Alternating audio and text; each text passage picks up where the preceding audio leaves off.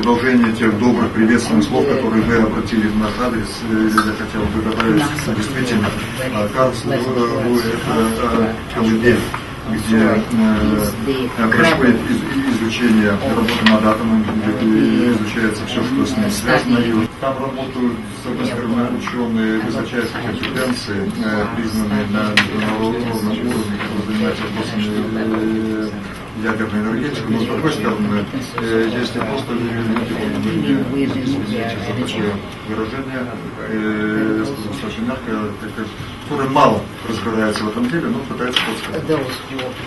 Я предлагаю поступить следующим образом. Доклад в русском переводе находится перед вами, мы начнем поработать. Я буду выступать на английском языке. Какие-то дополнения или вопросы, я объясню с помощью. Following the nuclear reactor disaster of Fukushima, Germany took the decision finally to phase out nuclear power. 8 out of 17 nuclear power stations were immediately and irrevocably shut down. The timetable has been determined for the remaining power stations with fixed decommissioning dates. The Nuclear Power Phase-Out Act was passed by an overwhelming majority of 513 votes to 79. All the major parties voted in favor. The sequence in which the power stations will be closed down has been determined according to the age of the stations and their regional distribution. One power station will be closed down in each of the years 2015, 17 and 19, and 3 each in 2021 and 2022. By the end of 2022, Germany will be nuclear-free. A great victory for the anti-nuclear movement after a decade of struggle against nuclear power. Let me add here something, and so that Vladimir can translate it, I will do it in German. Вот здесь мне хотелось бы дополнительную информацию дать. Этой информации нет в вашем докладе. Моя фракция и я, мы проголосовали за выход из системы ядерной энергетики, хотя после нашего собственного парламентарского запроса, учетом событий в Фукусиме, это могло бы случиться и в 2017 году. Если бы сразу были приняты вот эти мероприятия, это было бы все вполне реально. Мы проголосовали в частности потому, что вот этот сигнал выхода из системы атомной энергетики, отказа от атомной энергетики был принят всеми партиями. То есть это было надпартийное решение. И это мог быть хороший сигнал для других стран, а наше собственное население уже с большим пониманием в этом смысле. Germany is not alone in this respect. Despite the building of new nuclear power stations in China, Russia and India, the number of nuclear power stations worldwide has been declining for years. Switzerland has just voted to close its 5 nuclear power stations by 2034. And in Italy, 93% of people voted in a referendum against the plans of Prime Minister Berlusconi's government to build nuclear power stations. Yet no country has drawn such drastic conclusions from the Fukushima disaster as Germany. How was it possible? I want to consider 3 questions in my presentation. Firstly, how did the German anti-nuclear movement manage to bring about the phasing out of nuclear power? Secondly, which are the key energy policy steps which will ensure the success of the nuclear phase-out? And thirdly, what does the vision of a nuclear-free society look like? Let's begin with the anti-nuclear movement in Germany and the reasons for its success. There are 3 identifiable reasons. Firstly, a strong resistance to nuclear power among the population. Secondly, the existence of a political party, the Green Party, which seized on this resistance and made it a question of power politics. And thirdly, an intelligent energy policy which started early on to establish a credible alternative to nuclear energy. A few words on the history of the Greens. The Green Party was founded in 1980. It brought together representatives of the different new social movements which had formed in the 1960s.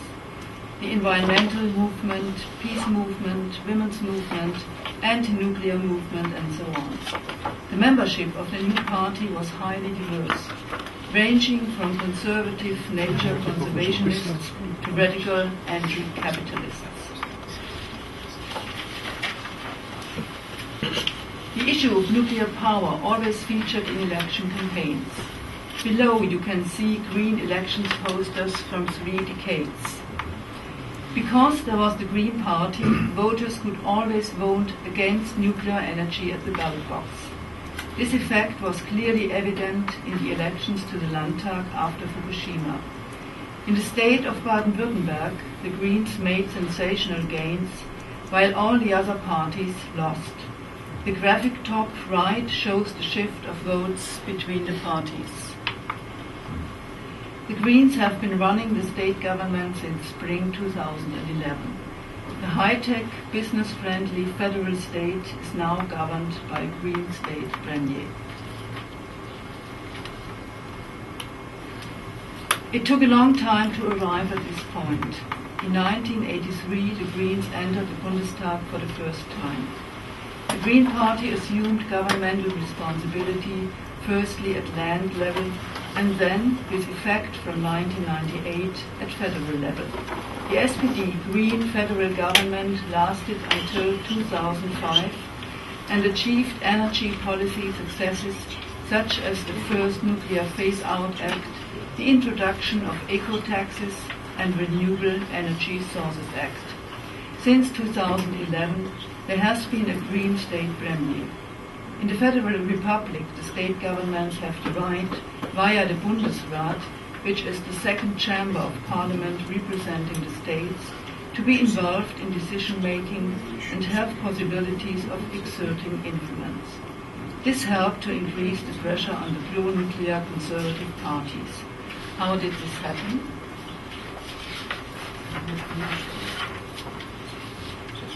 In April 2010, 150,000 people took part in a human chain.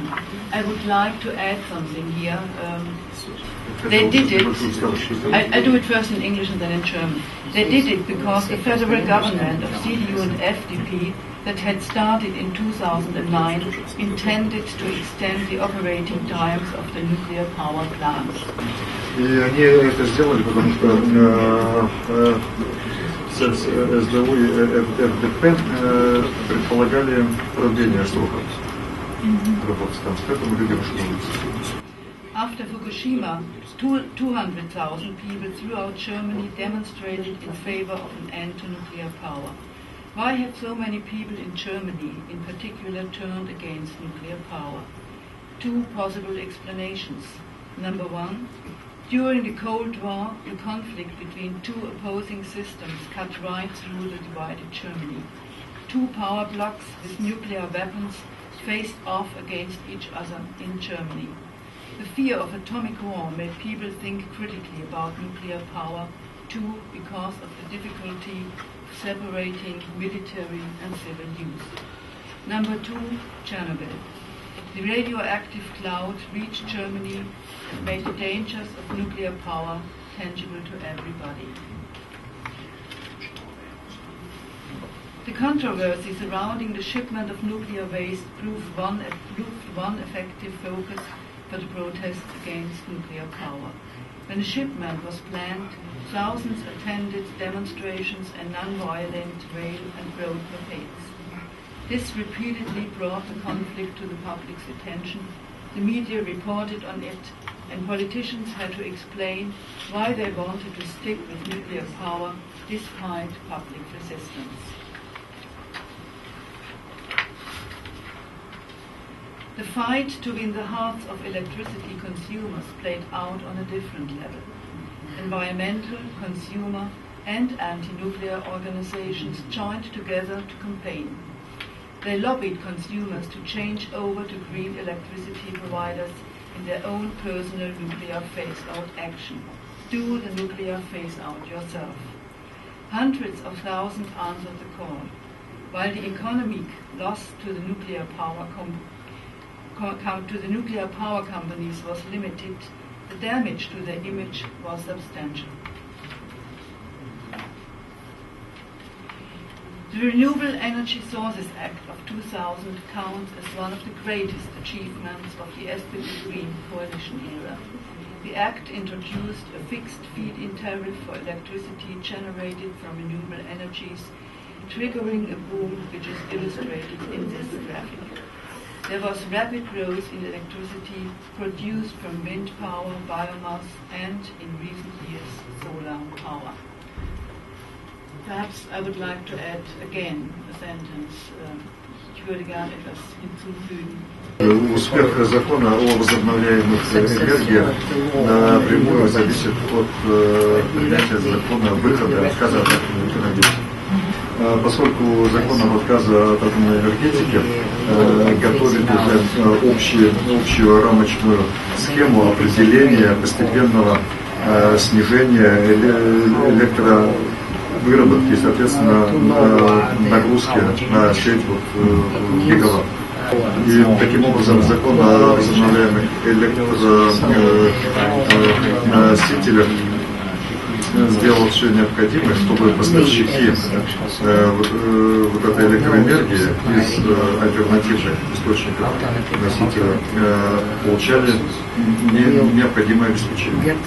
Поэтому в целом можно сказать, что успех закона о возобновляемых альтернативных источниках это является, с одной стороны, успехом закона отказа от атомной энергетики плюс законом о возобновляемых источниках. So, this was very important because it showed the Germans that there is an alternative to nuclear power for the generation of electricity. While electricity generated by nuclear power accounted for 30% of the electricity supply in 1999, but had fallen to only an estimated 17% by this year, renewables grew from just 5% to 20%. In 2011, renewable energy sources will for the first time produce more electricity than nuclear power. The big companies which claimed that there was no alternative to the use of nuclear power to generate electricity therefore became increasingly less credible, and the resistance to nuclear power grew. If the current trend continues, renewables will easily be able to replace nuclear power. The federal government would like to increase the share of renewables to 35% by 2020. The Greens and environmental groups believe that more than 40% is feasible. So far, actual developments have always exceeded such forecasts.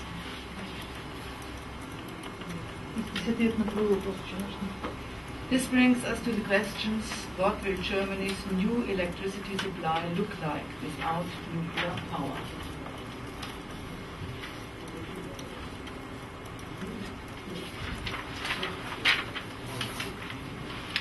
The phasing out of nuclear power means that over the next 11 years around 20% of Germany's electricity supplies will have to be replaced.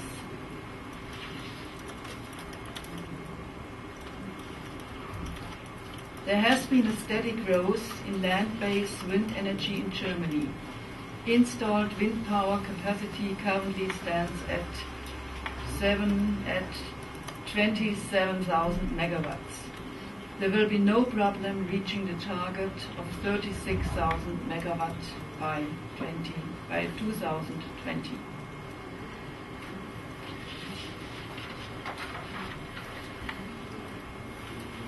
Photovoltaics are expanding at a breakneck rate. Thanks to the Renewable Energy Sources Act, cloud-covered Germany has become the world's largest producer of solar power. In the first half of 2011, electricity from solar power accounted for 3.5% of the electricity supply, more than the figure for water power. An increase to 10% of the electricity supply by 2020 is realistic.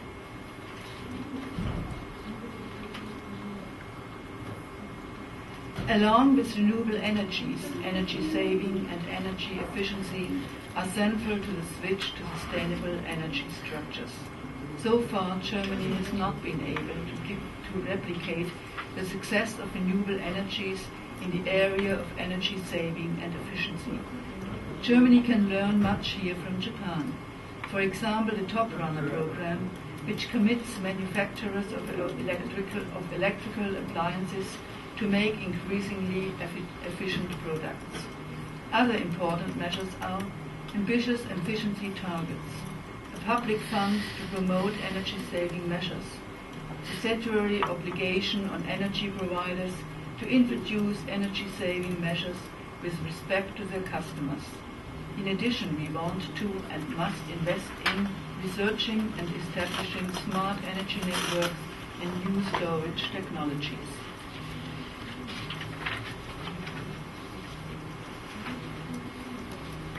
A vision for a different nuclear-free society.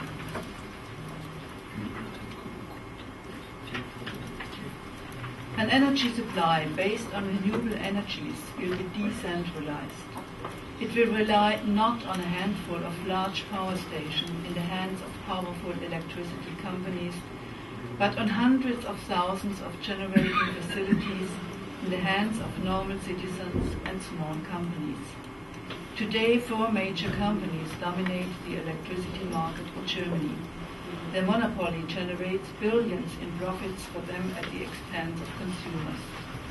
The green vision is to take the power from these companies, and phasing out nuclear power is a step in this direction.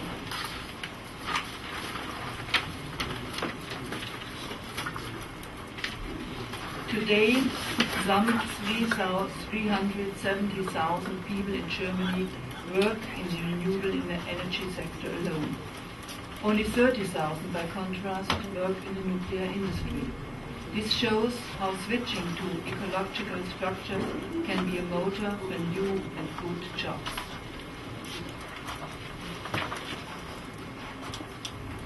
And it's about more than just renewable energies alone. The environmental industry as a whole promises high growth rates for the German economy. The green economy we envisage is a market economy which follows ecological laws and has a clear government-controlled framework. High-risk technologies such as nuclear power will be banned. Emissions trading and statutory caps will limit climate change emissions. Environmental taxes will steer consumers and industry in the direction of sustainable consumption. That is how we Greens envisage an ecological economic order.